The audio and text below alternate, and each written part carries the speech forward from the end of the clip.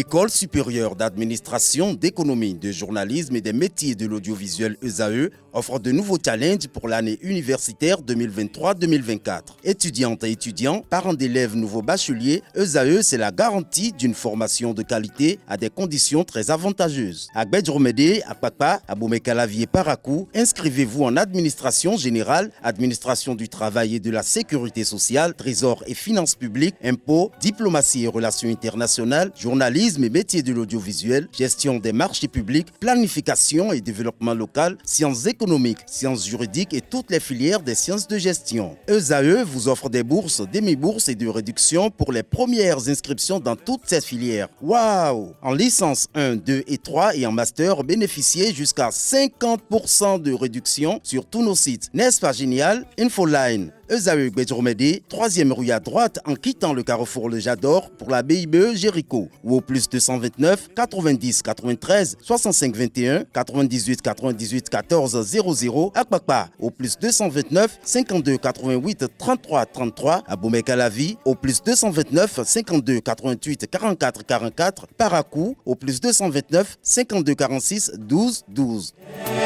ESAE, l'excellence à un nom.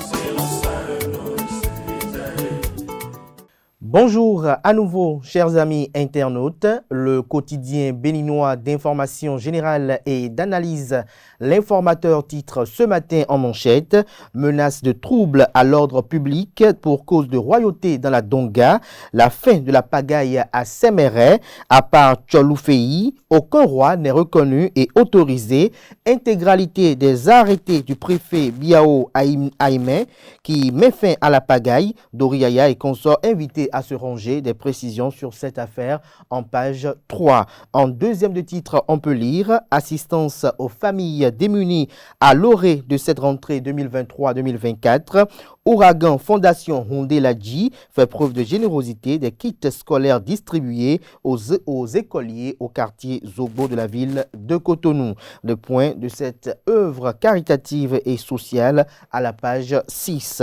Suite à l'incendie meurtrier à Semekrake, Jean Zenwemede, toujours recherché. À l'oreille droite, on peut lire Journal École. En raison de la célébration du Maouloud, le Conseil des ministres se tient ce jour. Une invite ainsi à découvrir dans les colonnes de la parution de ce matin les productions journalistiques des étudiants en formation sur les différents campus de l'ESAE, l'École supérieure d'administration d'économie, de journalisme et des métiers de l'audiovisuel à Cotonou, notamment à Gbedjromede et à Kpakpa, dans la ville d'Abomey-Calavi et celle de Parakou.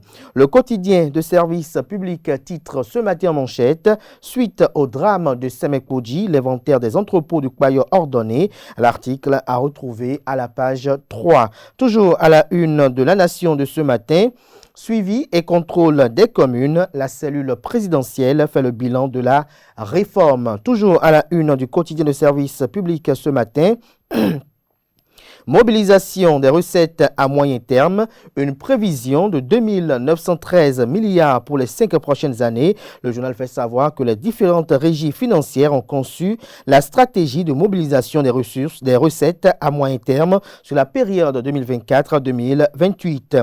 Le document a été exposé aux acteurs de la société civile. Des détails à la page 3. Le quotidien Fraternité ce matin en manchette avec l'enseigne de la Cour de répression des infractions économiques et du terrorisme, Criette. Le Canard titre malversation financière à la société Bengaz Sarl. La Criette attendue sur le dossier. Rapport d'inventaire et sécurisation du matériel électoral. La Commission électorale nationale autonome Sénat met le cap sur les élections générales de 2026. Le matinal ce matin en manchette parle d'organisation des élections générales de 2026. La Sénat, la Commission électorale nationale autonome, déjà à pied d'œuvre. L'inventaire du matériel électoral au cœur d'un atelier. Le journal fait savoir que la Commission électorale nationale autonome Sénat a initié le lundi 25 septembre 2023 à Cotonou un atelier de validation du rapport d'inventaire et de sécurisation du matériel électoral pour les élections générales de 2026. Le lancement des travaux qui a connu la participation des partenaires techniques et financiers et autres acteurs a été fait par le président de l'institution, Saka Lafia. L'article compte rendu est proposé à la page 2. incendie à Sémécraqué, la descente opportuniste de Yahi, conclut le Canard. Matin libre ce matin en manchette avec la transition du général Tiani. Pourquoi les Nigériens n'auront pas le paradis à eux promis? L'article à retrouver à la page 2. Toujours à la une de Matin libre de ce matin, distinction continentale, l'ancien président de la République du Bénin et président d'honneur du parti politique Les Démocrates, Thomas Boni Yahi, le leader le plus remarquable dans la promotion de la paix. La liste des distinctions s'allonge chez l'ancien président béninois. Rendez-vous les 2 et 3 octobre prochains.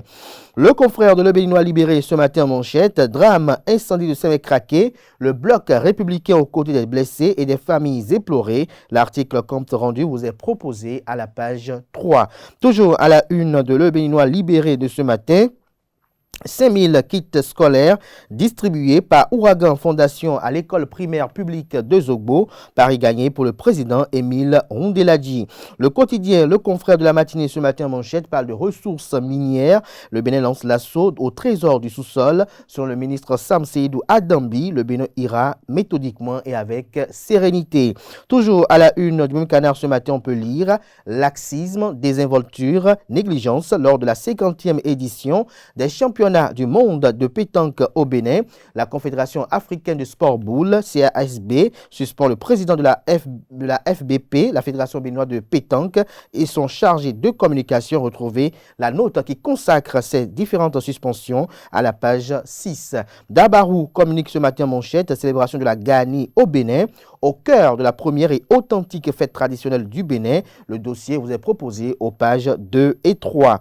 Toujours à la une de Dabarou de ce matin, infertilité dans les couples au Bénin, entre humiliation de la belle famille et raillerie des proches. Le calvaire des femmes sans enfants vous est décrit à la page 5.